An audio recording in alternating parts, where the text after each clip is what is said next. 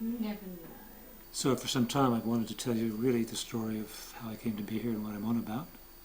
I'm going to mostly, it's been a bit of a journey, so I want to tell you my story and as well. Hello to you. Some years ago I went through a personal epiphany in a workshop with Jean Houston. Jean is a wonderful teacher. And Jean says, all right everybody, I would like you to walk forward, and as you walk forward, imagine that somebody from, say, 400 years in the future is looking back to you as an ancestor.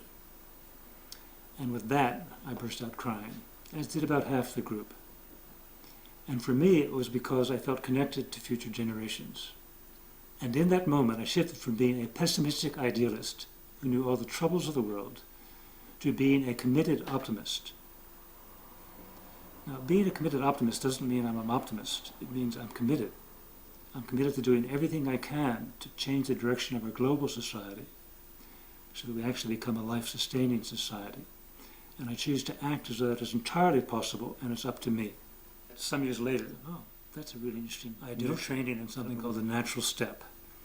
The natural step is a way of working out in physical reality whether a business, a country, or a global civilization is actually ecologically sustainable or not. While I was doing that training, somebody mentioned a term that was new to me. It was called corporate social responsibility. I thought, oh, that's a really interesting notion. I don't know what it means. Before I find out what other people mean by it, I think I should think it through for myself. After all, my academic training was in philosophy, so I'm supposed to work this stuff out, huh?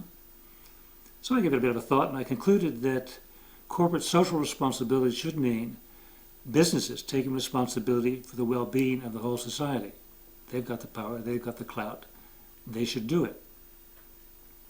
That's not what I found. So by profession, I'm a Feldenkrais practitioner.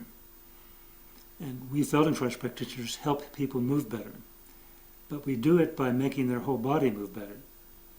So if somebody comes to me and says, Andrew, I've got pain in my left knee, I don't try to fix the left knee. I ask, how is it that they organize their whole body to make strain on their left knee but not on their right? What's it got to do with their shoulders, their back, their ankles, their hips, whatever? I work that out, and then I do something to help them integrate their whole body to move better.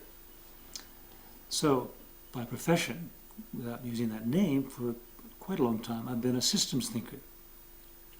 The great Feldenkrais question is, how is the system organized to produce the symptoms we don't want? So I took that question and I applied it to global warming. How does our society as a whole operate in ways that make global warming worse? And I concluded, when I looked at that we need to change our whole system, not just bits and pieces, if we're actually going to solve global warming, or ocean acidification, or any other major environmental issue.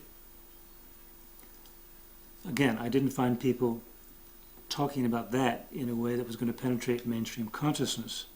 So with no particular decision, that simply was on my shoulders, and that became my journey in life, to champion whole system change to a life-sustaining society.